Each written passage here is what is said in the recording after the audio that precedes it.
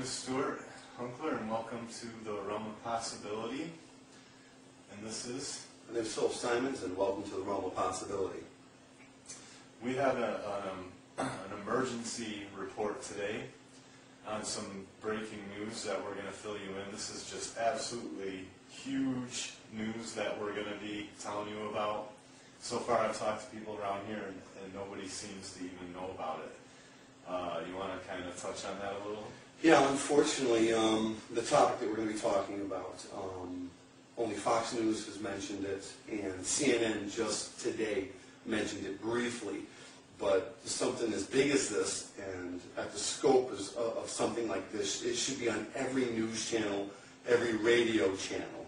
And you'll see it in the next couple seconds. It's just huge. It's beyond. We got a jam-packed broadcast for you today. Yes. Full of articles, news segments, and we're basically going to be getting into this in what is called this climate gate, and that's the breaking news. We'll be talking about that, and we're also going to talk about President Barack Obama becoming president of the world for a day when he headed up the United Nations not too long ago, and he broke which amendment? It wasn't an amendment. It was actually Section 9. Section 9 of the Constitution, and which states that once I'm going to paraphrase, once you're in office, once you hold office here in the United States, that you cannot hold any other title, whether it be from a king, a prince, or any other nation. And by sitting in that seat, he took on the role of Secretary General of the United Nations, plus the President of the United States, which in my eyes, my view, that's high treason. That is high treason. I agree. Just totally stepped all over the Constitution, and no one said anything about this. So essentially, once again, the President just breaks the Section 9 of the Constitution, in which, without congressional approval, exactly, he cannot head up any organization or accept any title other than his office, the presidency. Yep, of the United States of America.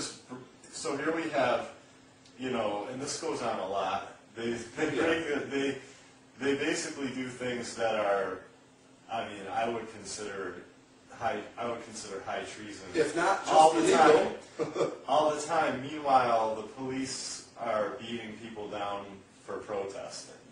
You know what I'm saying? Like they're exercising a First Amendment right that they have, and they're being punished for it. And on the other hand, the officials, or quote unquote officials, are breaking constitutional law all the time, because the Constitution and is the supreme law of the land. And you don't see cops beating them down and macing them, you know what I mean? So, just the extent of it is crazy, and we're going to show you some clips of Barack Obama, at the UN and the press just going gaga over how he's president of the world. He's a new rock star. He's the king of the world, and literally, I can't even keep a straight face. But now, I do have to say this though, we're nonpartisan. I'm an independent. I'm not Republican or Democrat. This show's not.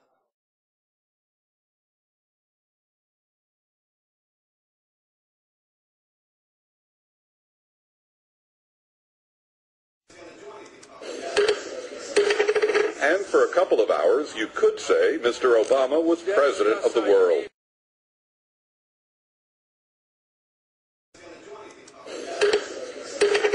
And for a couple of hours, you could say Mr. Obama was president of the world. Barack Obama is no Martin Luther King, man. No. He is no Rosa Parks. And you want to see a Rosa Parks, man?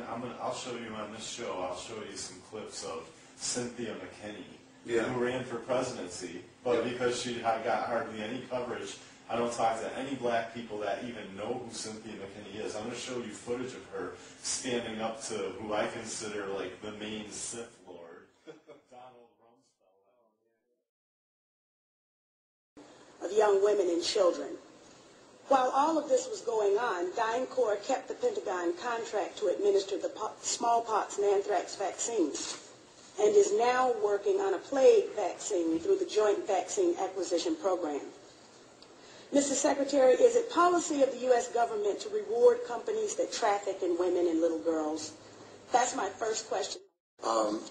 Thank you, Representative. The answer to your first question is no, absolutely not. The policy of the United States government is clear, unambiguous, and opposed to the activities that you described. The second question. Well, how do you explain the fact that DynCorp and its successor companies have received and continue to receive government contracts?